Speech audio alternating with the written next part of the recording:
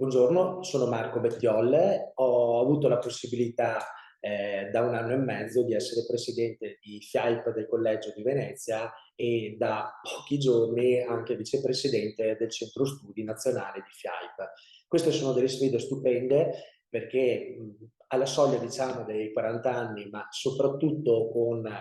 l'esperienza lavorativa, questa è una bellissima sfida che ovviamente a livello personale, ma soprattutto professionale, crescere. Per me essere in FIAIP è una grandissima opportunità perché mi ha dato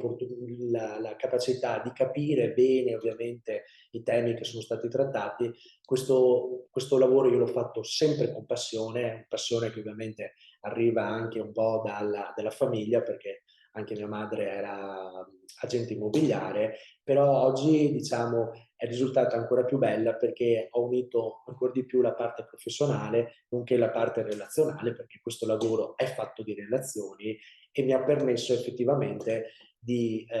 poter vivere un'esperienza non soltanto per me, ma anche per la mia agenzia, ma anche con il mio consiglio, fatto di persone che sono obiettivamente un tesoro e di cui sto imparando tantissimo. Quindi mi auguro che questo percorso possa essere soltanto l'inizio di un